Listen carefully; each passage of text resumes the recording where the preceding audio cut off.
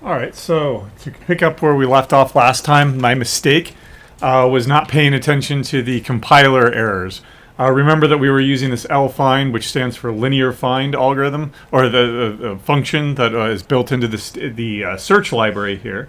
Basically, we re-implemented this in our demonstration, and then I went and removed our implementation because it was already built in.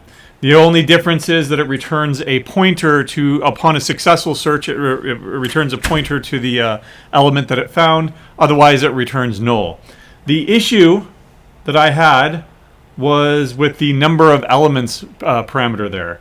It is, for some reason, for no reason at all actually, it is a pass by reference variable. So remember that the width here, that's the number of bytes each one takes. That's sensible. It's passed by value. This one is completely nonsensical. The number of elements, in no example have we ever designed a function where the number of elements as an input value is passed by reference. Certainly, it should not be it should not be modifiable like this.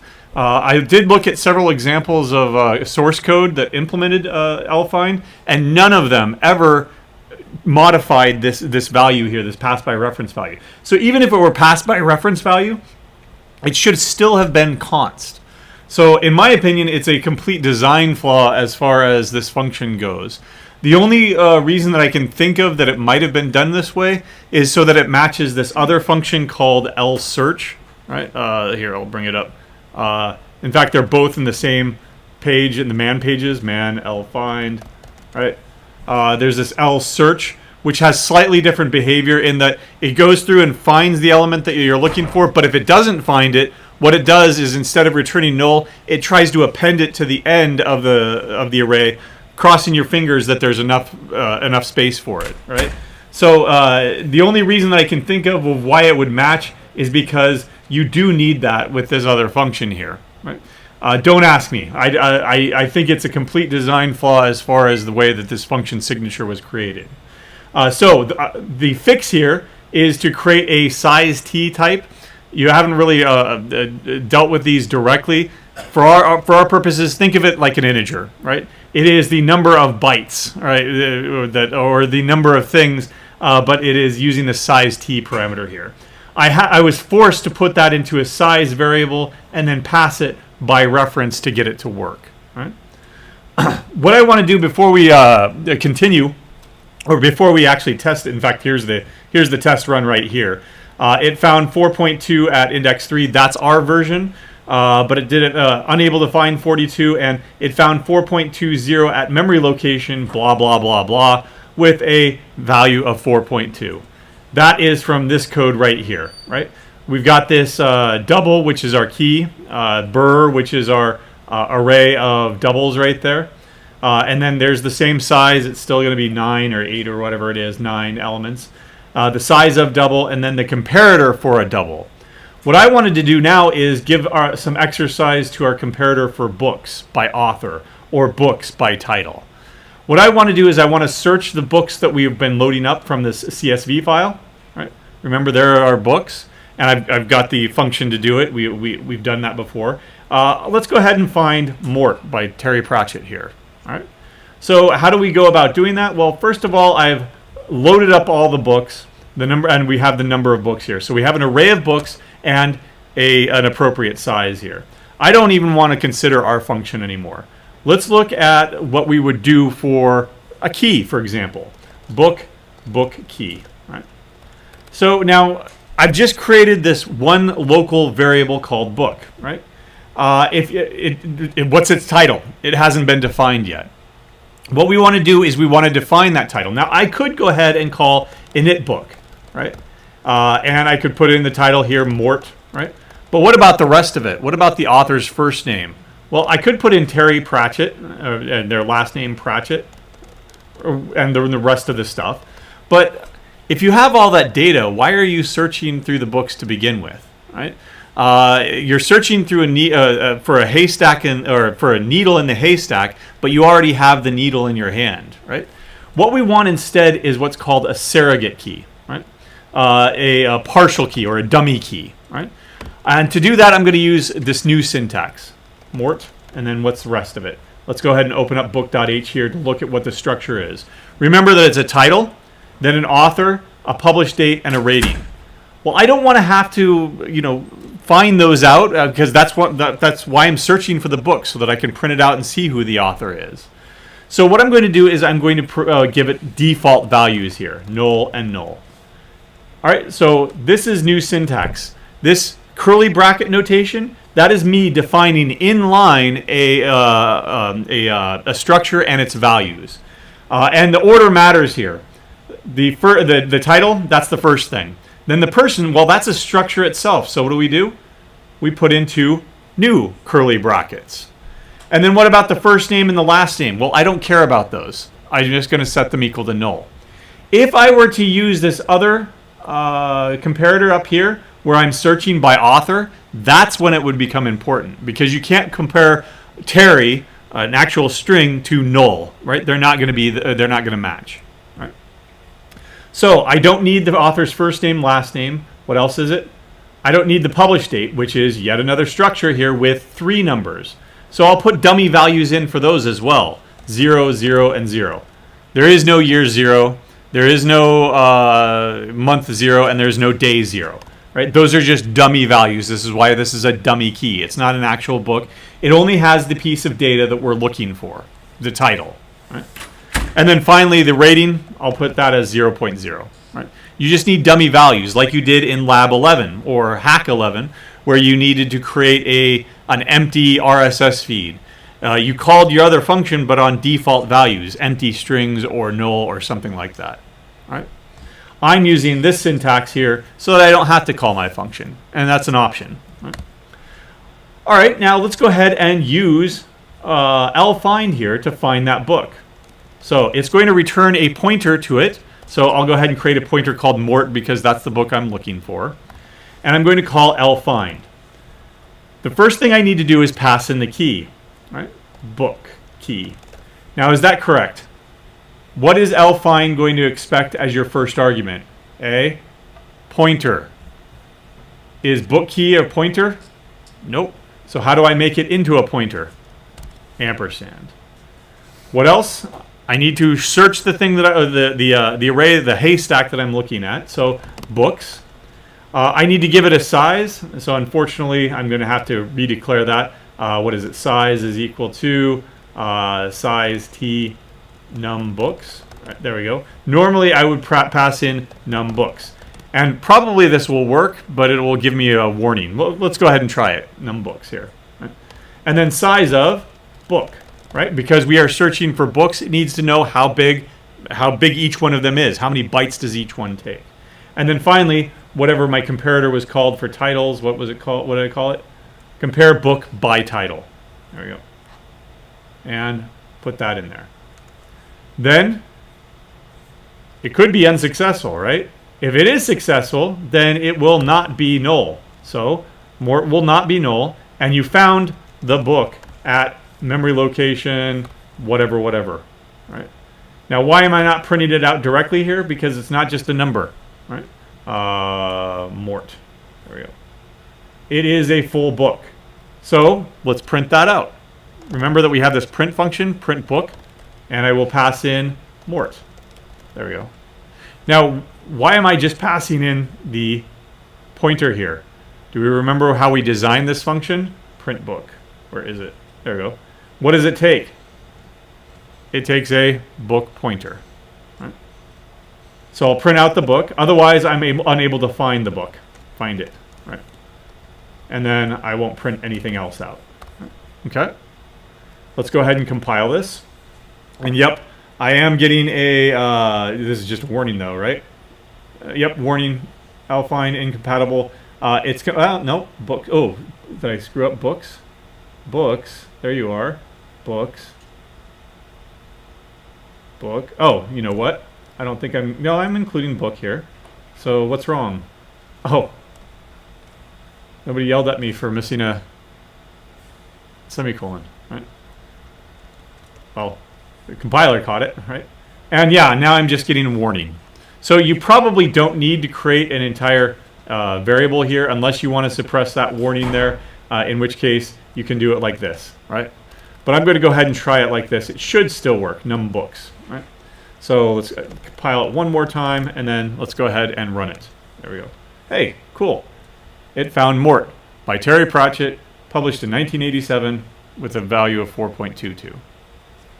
Let's search for something else. I'll keep the variable name called Mort, but let's search for another book. Let's search for a book that's not in there. Right? For example, Redwall. Right? I know that Redwall is not in there.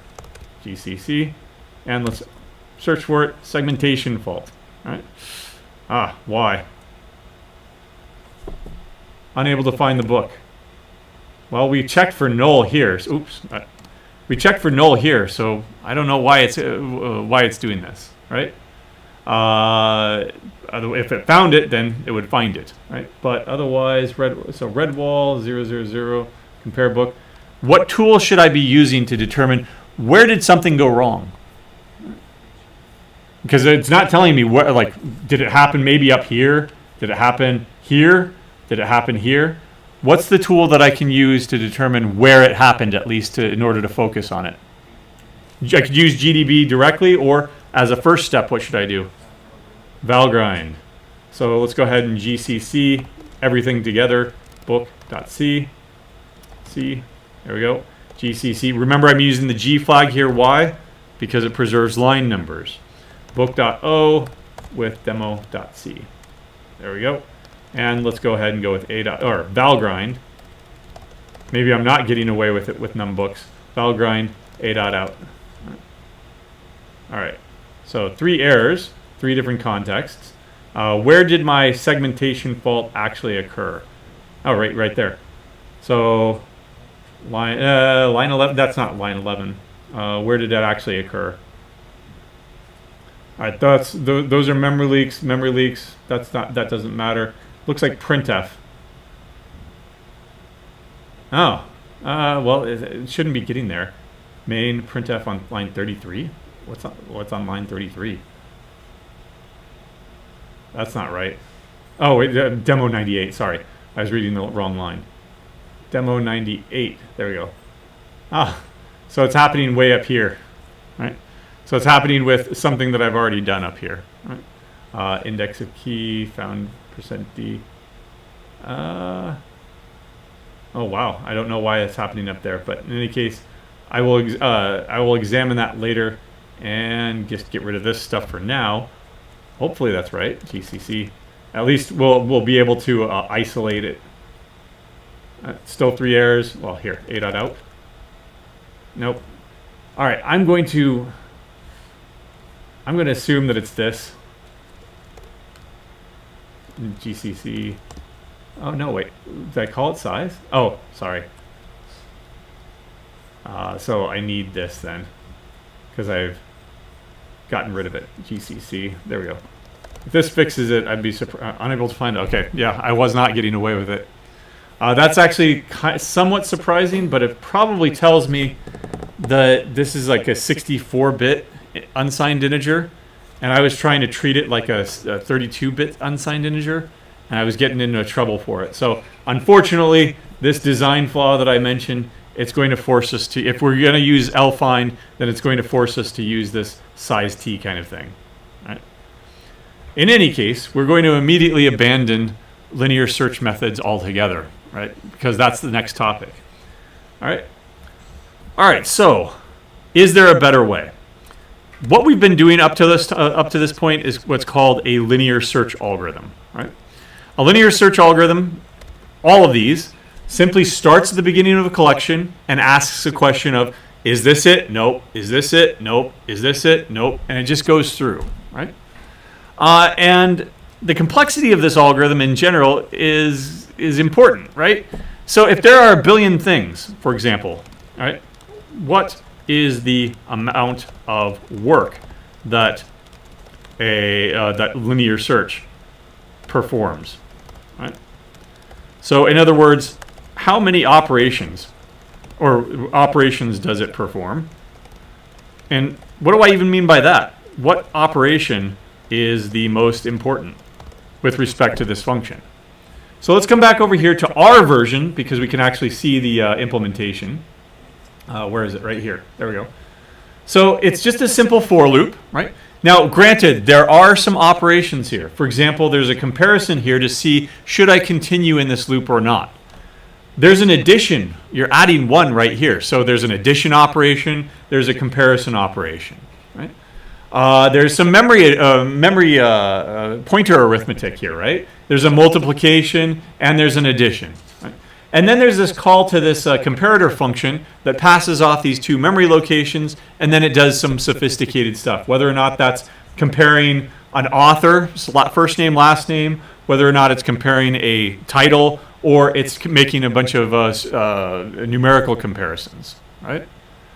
So what's the most important thing in the grand scheme of things among all these things right here? Is it the addition up here? Is it this addition? Is it this multiplication? What? Or is it this function call? Well, if you count on one hand, each one of those appears once, right? For each iteration of this for loop. So at the end of the day, it really doesn't matter which one we focus on, this addition or this multiplication or this function call. Generally what we do is we ignore anything that is necessary for the control structure, right? In other words, this addition and this comparison right here, that's part of the loop, right? We can't get away from that. So what's being done inside the loop is what matters. Now inside the loop, I do have an addition and a multiplication here, but there's a lot more going under the hood when you take a look at that comparison function. That comparison function is doing all the heavy lifting. Multiplication, addition, that's nothing compared to what this function could be doing. In fact, what is this function doing? It's making two more function calls, up to two more function calls, that are actually comparing an entire string. And the way that the string comparison works is it starts at the beginning, A, B, C, D, E, F, G. It's doing a lot more than just one addition and one multiplication, right? So my notion of work here, right? What's the operation is most important is how items or elements are compared, right? So what's my answer to how many operations are performed, right? Well, it can get complex, right? Linear search is an adaptive algorithm, right? Algorithm. There we go. Meaning that you really have to be careful. Let's go ahead and look at a much simpler example. Let's just go back to, come on, there we go. All right, let's just go back to an array of, say, integers here. Now, read nothing into the fact that these are already sorted. We'll talk about that in a moment. But suppose that I were to search for 157, or let's go with, 12, because that's highlighted. How many comparisons, how many comparator calls would I need to make to find it? 1, 2, 3, not it. 4, 5, 6, that's it. Right? I found what I'm looking for. So for 12, it's going to be 6 comparisons. But it can be adaptive. What if you get lucky? What if you find it at the first place that you look for it? Right? So for example, -3. How many comparisons did we need to make to find -3? Just one. Right? Sometimes we get unlucky. Right? How many comparisons would I need to make to find 180? How many elements are in there? 11, right? Because 0 to a 10, right? What if I were to search for, 42, not 42, but 48? Well, what would I do? Not it, dot. Get all the way to the end and you don't find what you're looking for. Right? So, how many comparisons was that? 11. Generalize this. What if you're searching for the thing and it's the last place that you look for? Or what if it's an unsuccessful search and you find that you can't find it at all? Suppose that instead of 11 elements, I told you that there were n elements in there. How many comparisons would you make?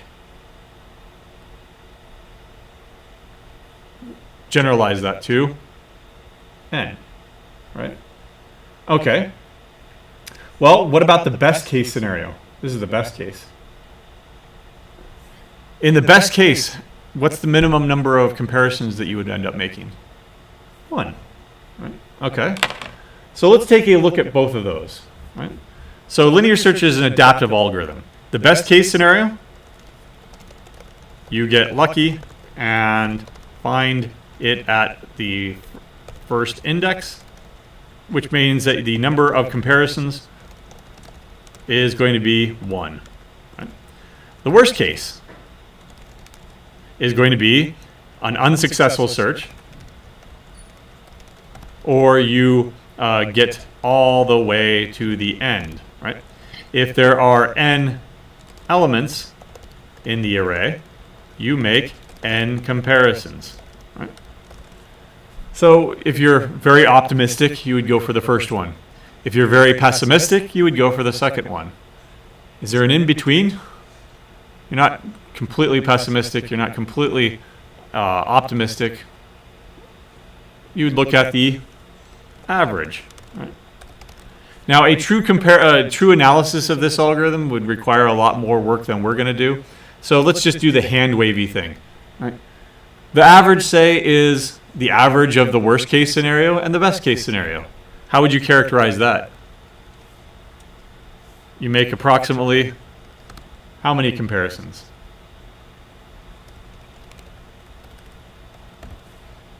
Well, what would you do? What's the average of n and 1? N plus 1 divided by 2. Plus 1, oops, n plus 1 divided by 2. Right? I don't like that plus 1, so let's just go ahead and simplify it. We're only off by 1, who cares? Right? So you would end up making about that many comparisons on average, or in expectation. Right? Now you tell me, what is the difference between these? Let's go ahead and graph them.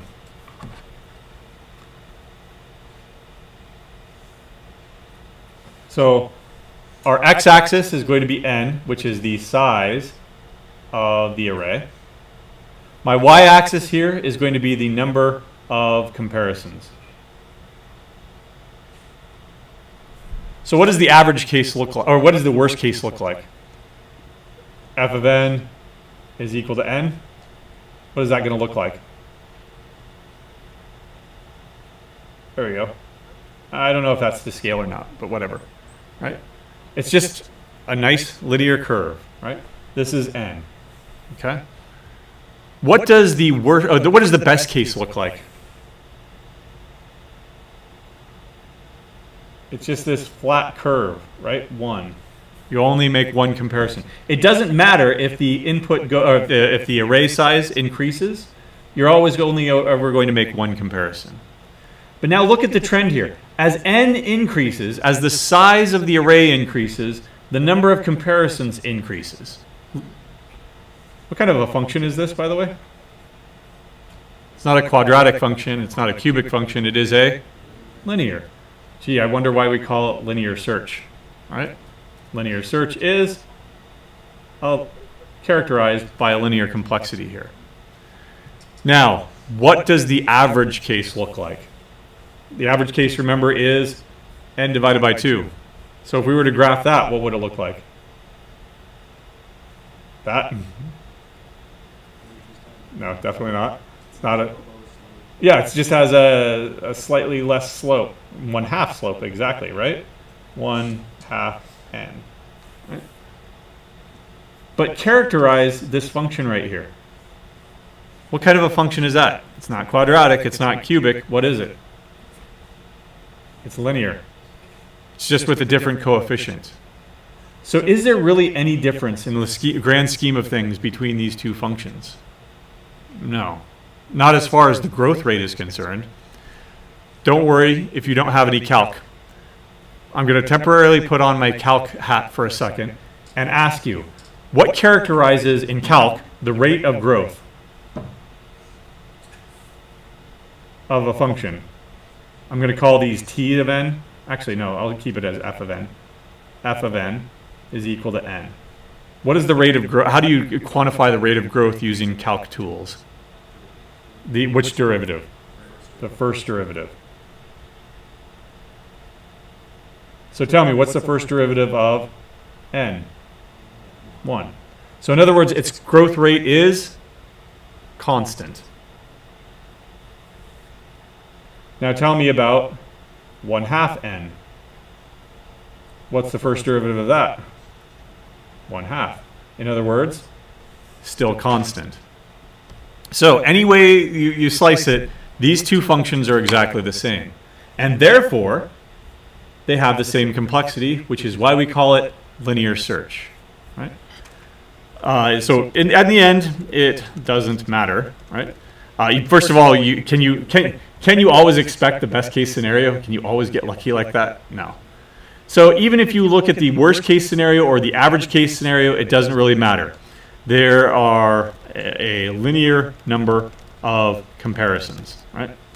In other words, one way of looking at it, another way of looking at it would be if you have, say, 1 billion elements, you can expect to perform how many comparisons?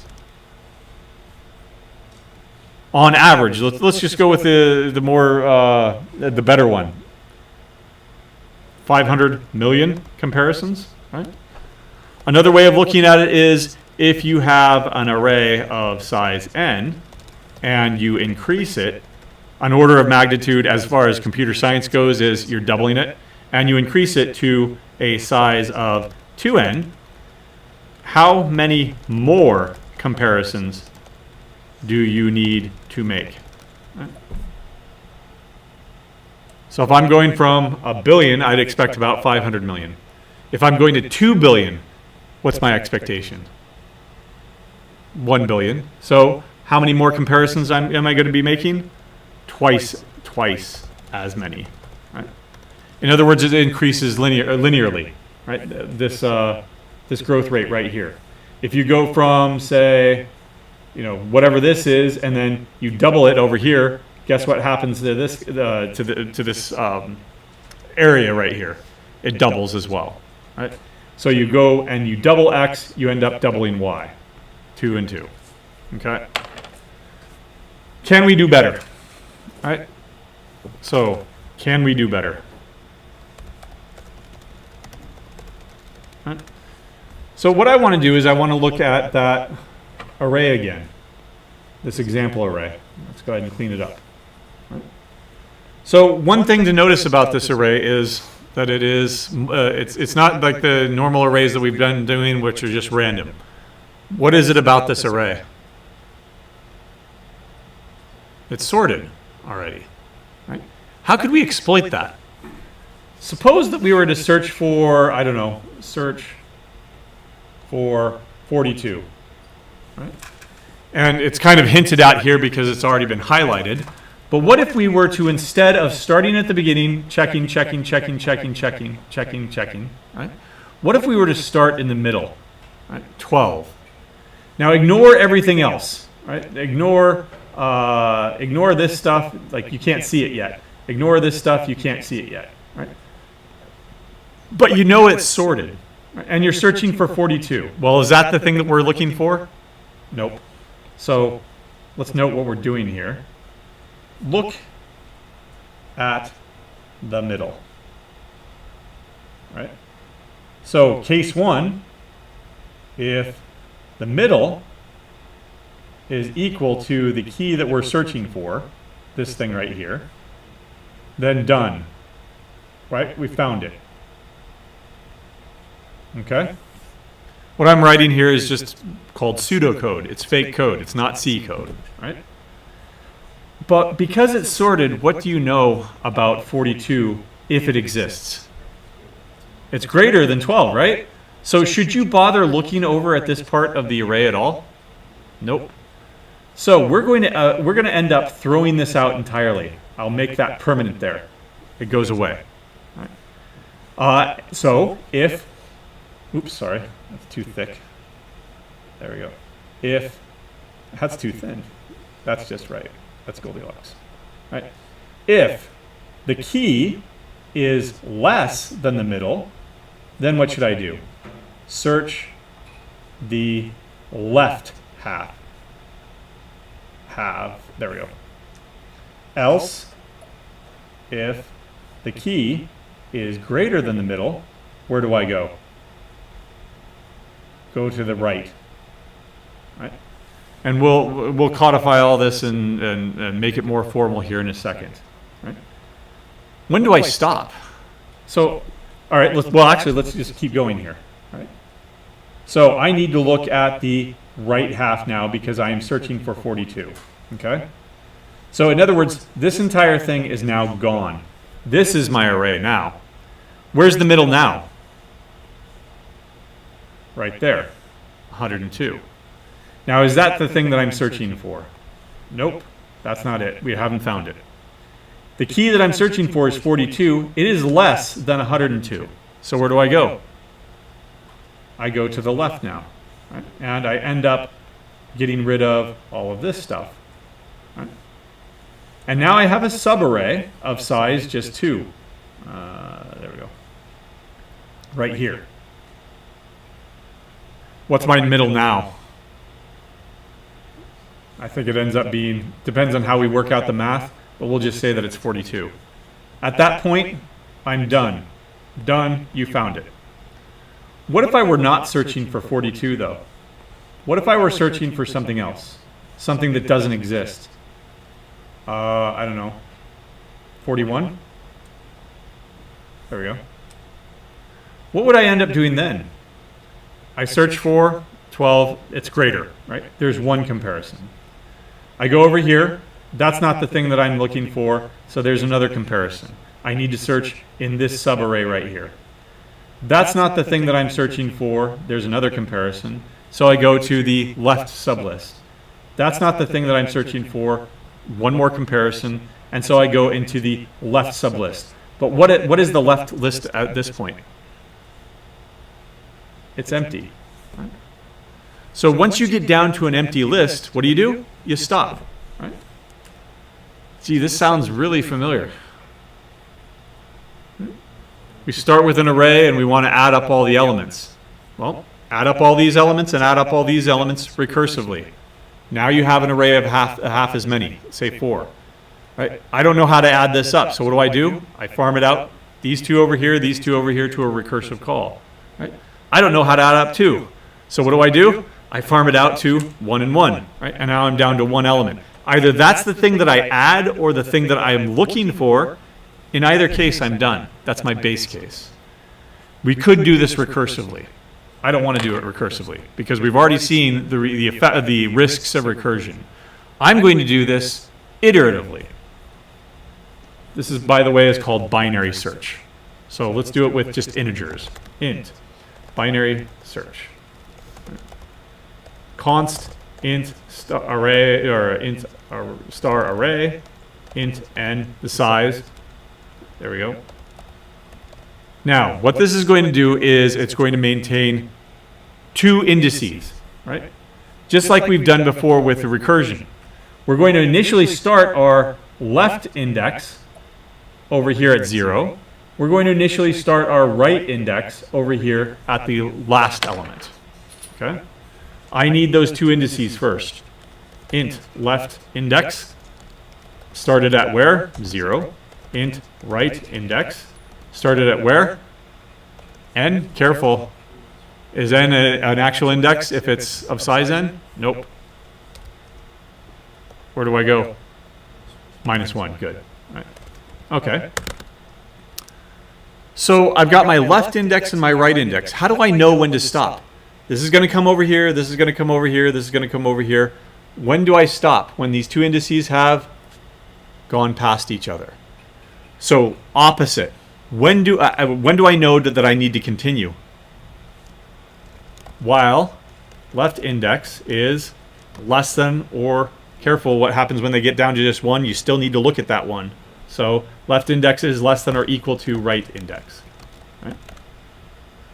I need to do these 3 things. I need the middle first. Do you remember how to compute the middle? On the number line, if I've got x and I've got x1 and x2, how do I get the one right in between? The average. So int middle index.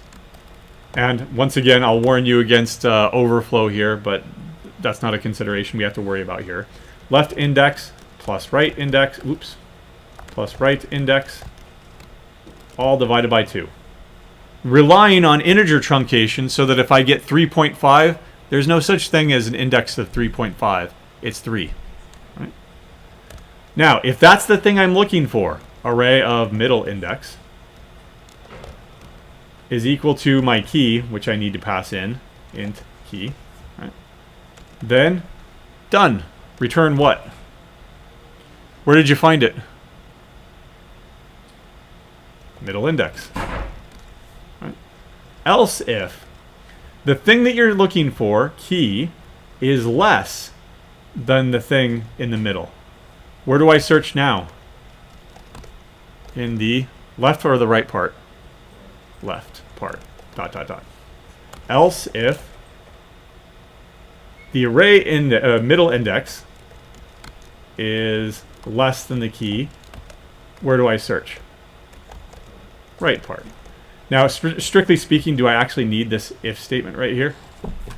It's equal, strictly less than, or strictly greater than. So no, you don't need that there. But I'm going to keep it there to illustrate the algorithm. Right? How do I search in the left part? So let's look at this more generally.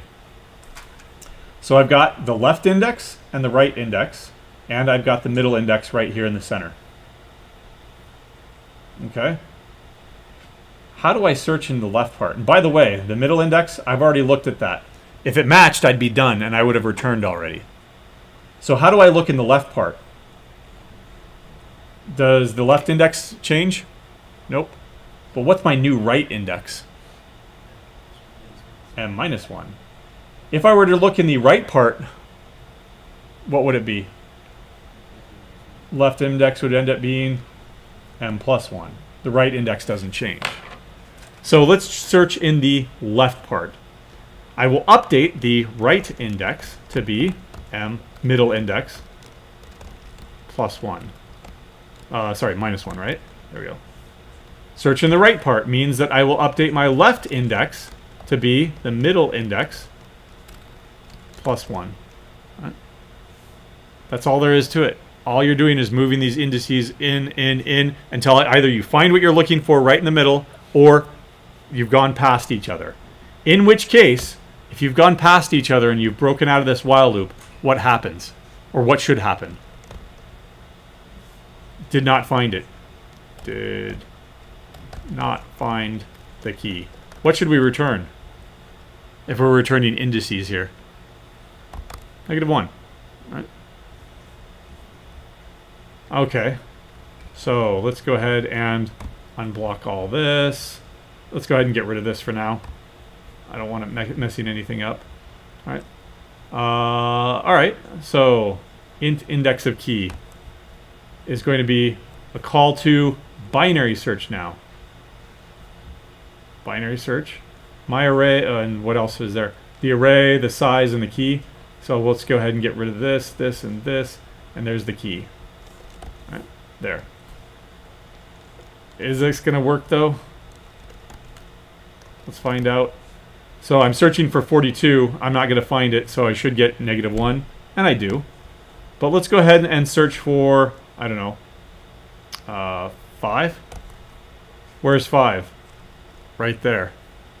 GCC. It didn't find 5. It gave us a negative index here. It's right there. Right.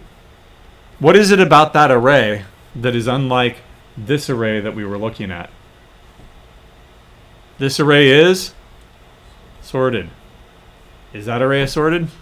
Nope. All right, I don't know how to do that yet. So let's go ahead and do it manually. So it's 1, 2, 3, 4, 5, 6, 7, 8, 9. Same numbers, same values, but now it's sorted, right? GCC. Now does it find 5 at index 4, right? There we go. What about 42? Some regression testing here. Did we break anything? Oops. GCC, then a.out. Nope, we didn't break anything. It's still unsuccessful. What else would you want to test? Some extremal elements here. The last one, the first one. There we go. That still works. Right? But now think about this. And we'll discuss this after the break, how to get it sorted. But now think about the savings. Okay? The full analysis, we're not going to do that. Binary search. Binary search. Right?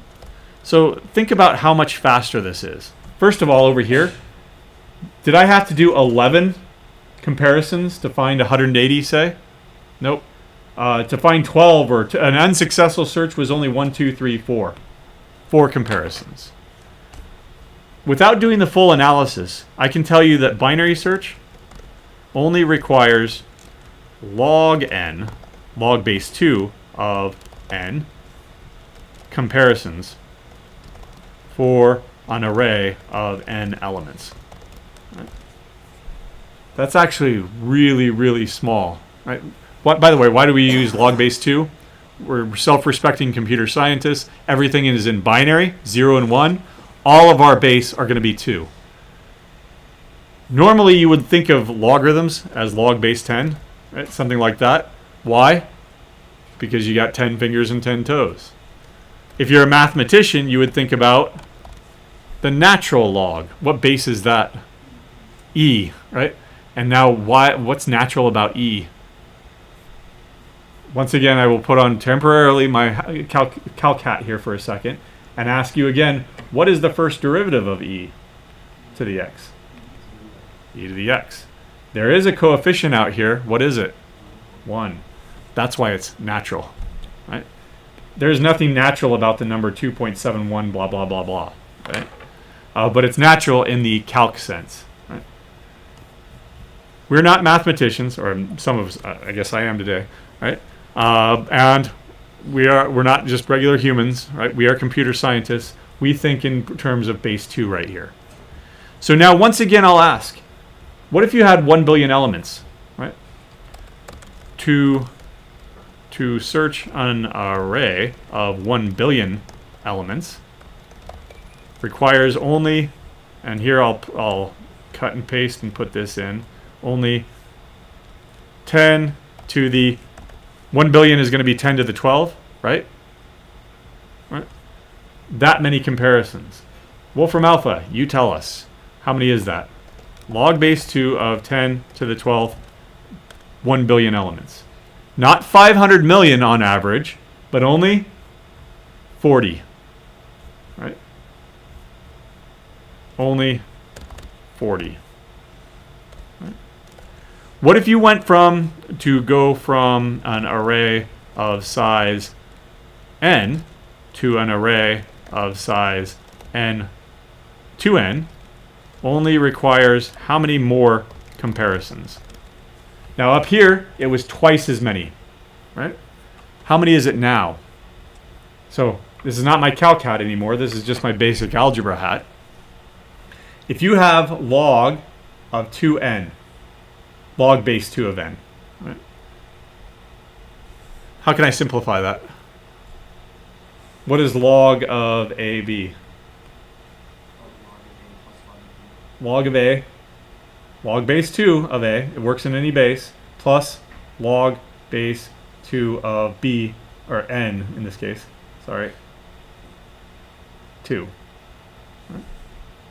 So, before it only took us this many. How many more does it take now? What is this value? 1. In other words, not twice as many. Only 1 more, period. Right? So it only takes 1 more comparison. That's it. I've even erased the S there. 1. Right? This is an exponential speed up.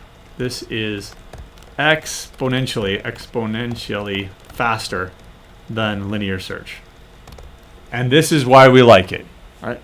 Binary search, if you've got a choice between linear search and binary search for any sorts of data, binary search is your go-to. But unfortunately, it requires what? It requires it to be sorted. That's the last question that we'll answer starting after the break on Monday after the break. Remember, because there is no class this Friday, because I've got the P&T committee meeting all day, but there is a hack tomorrow, your hack 12. There was never any scheduled course on class on Monday, and there's no lab on Tuesday. So after your hack tomorrow, you're done for the break. Your hack 12 is due the Monday after break, but I would not put it off. Right? I would try to get it as much done in your hack session tomorrow. In fact, all done in your hack session tomorrow. Certainly by Friday, we will still hold regular LA help hours on Friday. There may or may not be any help hours during the Thanksgiving week at all. Certainly not Monday, Wednesday, Thursday, and Friday. Everything is closed. You can still get access using your key card, by the way, 24/7, even over the break. So if you need to go to the lab for anything, you can do that. But otherwise, we'll continue there when we get back from the break. Oh, and remember, the PDC modules and the survey is due this Friday.